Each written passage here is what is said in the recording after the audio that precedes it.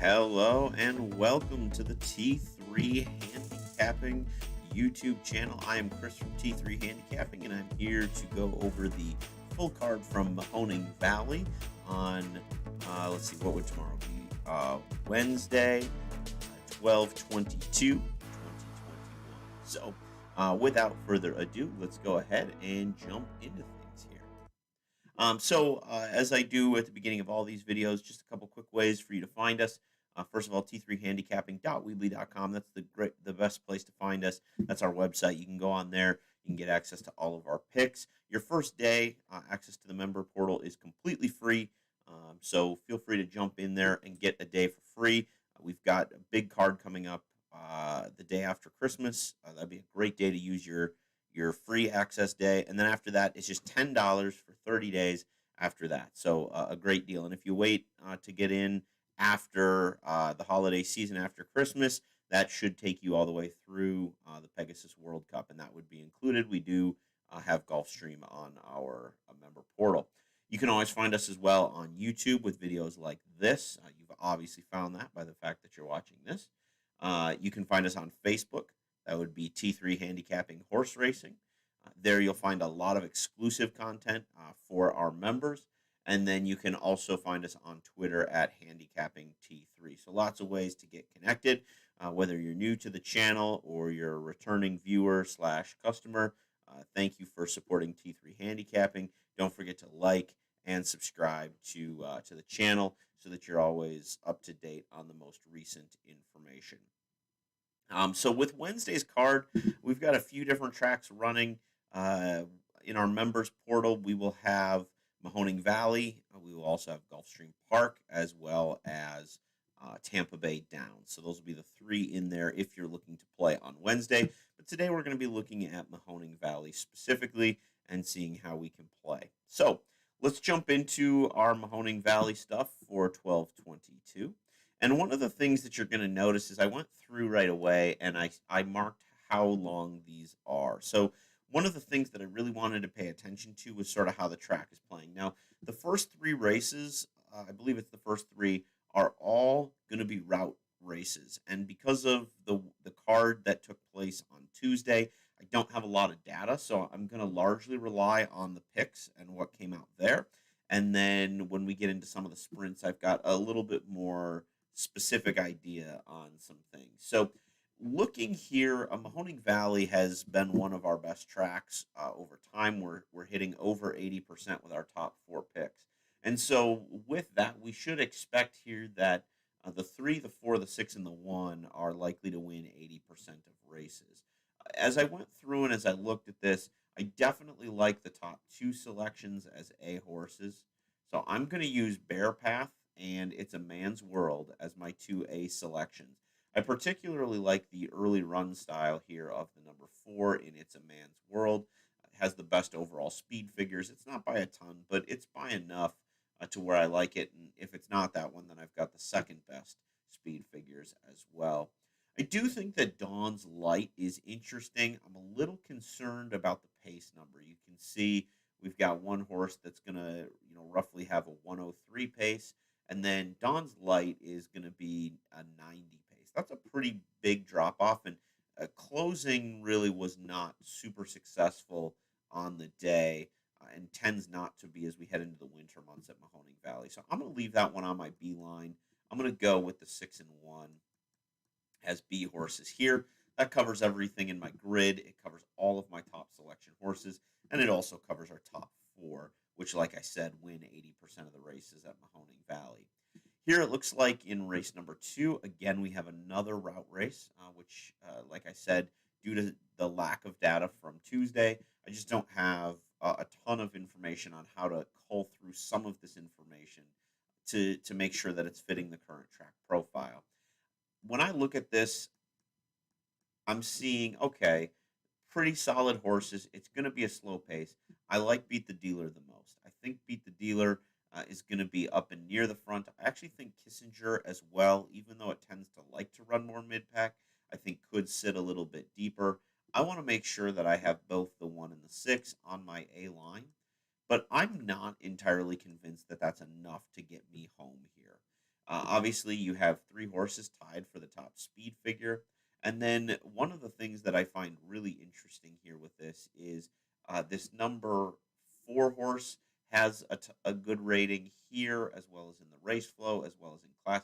I think this is an extremely deep race. And so as I'm looking here, I see that Accurate has a couple uh, positions where it's the top horse. I think that I would be inclined to say I think the two can just as easily win. When I look at my B horses, that's where I'm going to include the five. I kind of tend to consider these as being secondary angles, but I also do think that the four and the three would not be total shockers here. And so I think when I'm looking at this, to me, this race is an all button, and I don't know if that's going to make sense from an actual betting standpoint. But you can see our letter grades suggest the same thing. There is no horse in here that doesn't have an opportunity to win this race. I kind of like the idea of using Inspired Rock potentially at 10 to 1, and maybe having Contar somewhere in there as well, just because otherwise you're going to end up on some really chalky plays. But I really do think this is a race where any horse can win. So it's just going to be a matter of finding value and establishing how you want to play to still make it worth your time. Race number three is yet another 8 furlong event, so we're still going a route of ground. And as I look here, now this is an interesting race because this is one where I have a horse in the number two that rates out as our top selection, but is also 10 to 1, which can be a little scary sometimes to go in on. But I really like what Galtero can do. Now, I don't necessarily think that the numbers are 100% accurate on this.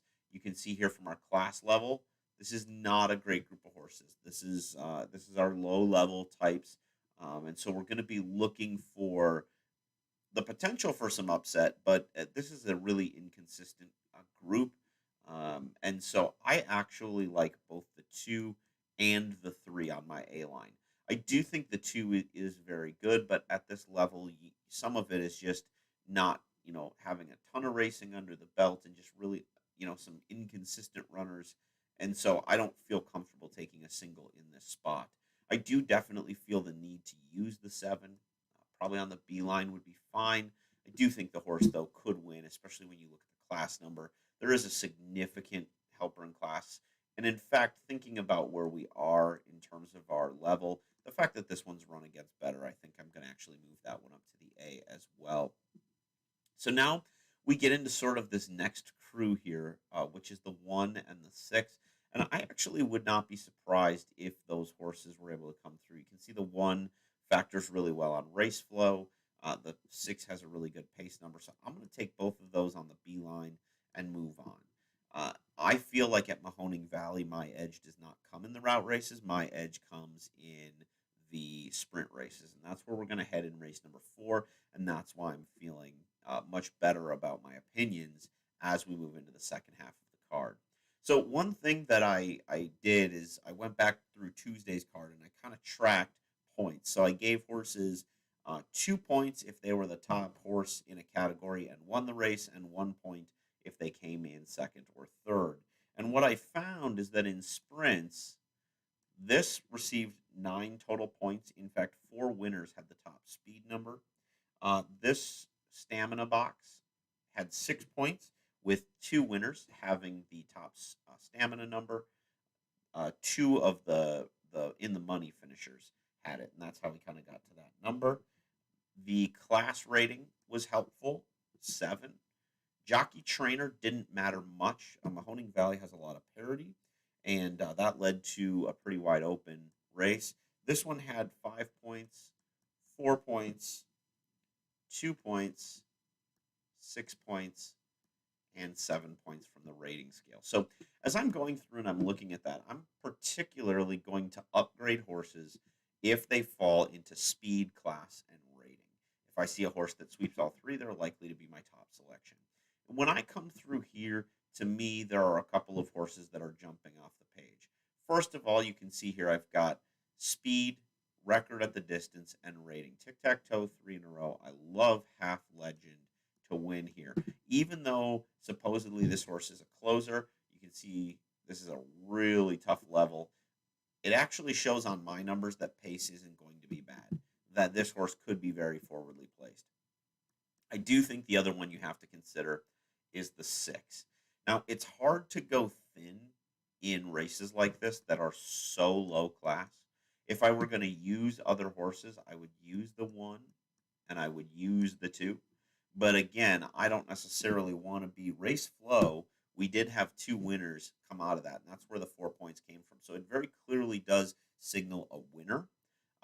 The other horse here, the form horse, we had 2 in the money. So I think if you're really looking at this and how to use this, I would probably use 4, 6, and 1 on top, and then use the 2 horse, Peach Bellini, as an underneath type. And in fact, since we're looking at A's and B's from a win perspective, I'm going to take that one off.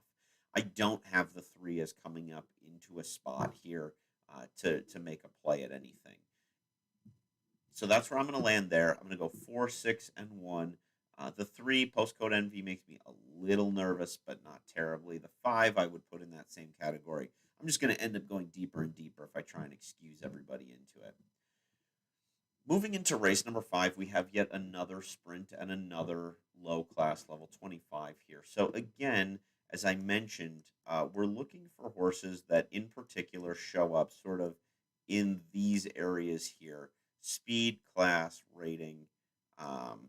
We did have decent numbers in stamina and pace, but really these 3 were kind of the big ones. And that leaves me in sort of a tough spot here because I've got the number 1 horse, Yarma the Boss, who comes in kind of unknown, and especially with these unknown types, I think you have to sort of keep an open mind and be respectful of the fact that that could happen. I think you want the 1, 3. I think once you get those 2, I think you've got what you need there. This 9 horse is interesting to me. I mean, I know it's a front running type, but I don't actually have it that competitive on the pace numbers. So I'm going to take a chance that that one doesn't run. I'm going to roll with the 4. Um, and I would take the 7, actually. So take the class horse and then the stamina horse on this line. I do think this is very interesting here. Now, at this level, you're talking about breeding ratings. So you're looking at how the horse is bred, not necessarily how the horse has run to this point. So I would probably use the 5-8 on a C line, but I think they're going to be more underneath players in exotics rather than a true win candidate. So 1, 3, 4, 7 in that race there. Moving on to race number 6, again, another sprint. So as I mentioned, I think my edge really at Mahoning comes in sprints.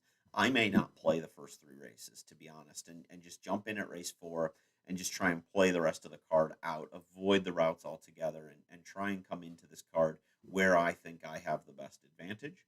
And so with that here in this race, again, we're looking to these 3 spots. And I see I need 6 and 1 as my top selections. Now, I'm looking here, and I can see that the pace numbers are not that far off, and neither are the race flow for the 4. So I do think I'm going to use the 4, the 6, and the 1 all on my A line. So I'll go preference to the 6. I like that one the most. And then I'm going to go with the 1, and then I'm going to go with the 4. So I'll do it in that order. I have every horse in this race getting pretty good grades, so I'm going to end up getting pretty deep here. I'm going to go with Lucky to Have Me on a B line, and I'm going to also use Quick Pay. Quick Pay, I'm looking, the stamina number is solid, but I don't see a lot of things there, so I'm going to take that one back here. And then Little Matilda, we've got kind of a secondary factor, and then outside of that, decent stamina, but quite a cut below in a lot of these categories. So I think I'm going to put the 2 down on this line as well. I really think that probably where I'm looking to play this is I'm probably going to be looking through 6, 1, and 4, using some backups on the 5, and then the 2 and the 3, especially when we look at the 20-1 price and the 10-1 price, really even the 20-1 on the 5. We can use those in some gimmicks, kind of key over under to get where we need to go there. Race number 7, again, we have a 5.5 furlong contest, so another sprint, 26 class level. So we're talking about some low levels. And here we can see it's going to be the 2-5. And that matches up with what we have there. I've got best of speed, closers as well. I'm going to just go with the 2-5 there. And then beyond that, I'm looking through what do I have here? I think that, after this, I have a pretty big drop off between those two horses. So I'm going to go with the 2. And in fact, I'm even going to change this up a little bit. I'm going to take the 2 onto the A line exclusively. Again, it's a little nerve wracking with the class level of these horses, but I'm going to do that. And then I will take the 5 on the B line. That's Archie's Girl, a closer. I feel like that's not an ideal situation, although, again, pace might suggest this horse could be a little bit closer, but I really do think that the 2 horse may just sneak away and run and hide. And then after that, I'm looking at horses like Extra Salsa. I don't really see Extra Salsa as being a player here, and I could be wrong, but I just don't see it. If I was going to go to the C line, I would be looking at buy one, get one, and diamonds in her eyes. Those would probably be the 2 that I'd be looking for sort of on that next line there. So I've got 2, then 5, then 6, and 7, but with a preference definitely being given to the 2. And then last but not least, we have the 8th race, and we are hoping that Mahoning Valley will actually be able to run this race today. We had a no contest in the 8th race because of a loose horse, which is disappointing. I was alive to the 5 in a number of things, and um, I felt like he got a good start and was rolling out on the front, and thought I was home. But I know there was still a little bit of race to go when they pulled up. But disappointing to have a no contest in the finale there. In this situation, again, we're talking 6 furlongs. So you can see why I like this card the way it sets up. You get rid of all the races I'm not good at in race 1, 2, and 3. And then right about the time I'm clocking out for my day job, then I can start rolling in with just a slew of sprints to get me to the finish. So with this 6, 9, and 10, and you can see I've got the 4 down here. This is a really, I think, interesting way to end. It looks like it's going to be furious up top. There are going to be a lot of horses going. And one thing we did see is that despite the fact that speed plays at Mahoning Valley, when things heat up, you can see some horses come from off the pace. And that's why I am inclined to really use the 6 horse heavily. Now, I'm not in love with the idea that I use the 9 when this is literally the only place it shows up. I definitely want to keep this one in my picks, but I don't want to put it up at the top. I will use Perfecting the View. So now I've got that one as well. And I do want to use the 4 because I've got that one in so many different categories. We saw that this is a productive place to be as well. And you've also got, 3 different categories where that horse is co-favored. So I'm going to take that one. The other horses that I'm interested in, Not a Wild Brat. The only concern I have is Not a Wild Brat is going to be just another runner on the front end. And we're starting to get extremely crowded there. So that's where I'd come in and I'd throw in a mid-pack runner like the 9 here. And then the last one that I would, even consider playing would be the 5 here on the race flow. I'm just not sure that I need that much coverage. I feel like right now I've got what I need as I'm looking at the horses that I think are going to be successful on the front end. I like the chances of the 8, the 10, and the 4 a lot more than I like the 5.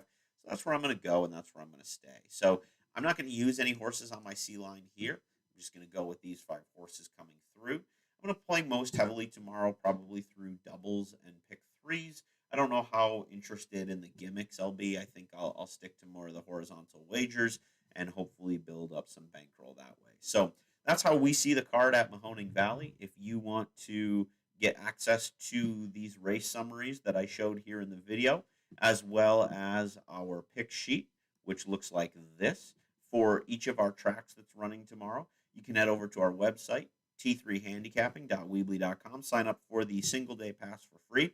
We'll get you access to that. It'll give you access to documents that look just like this for Mahoning Valley, Tampa Bay, and Gulfstream. We do update them for scratches, so when scratches come out, it will re-handicap all of the races for you automatically and spit out new numbers so that you can adjust any formulas that will include any changes of surface as well. So a huge advantage there. If you like the product, again, it's only $10 for 30 days uh, from the date of purchase.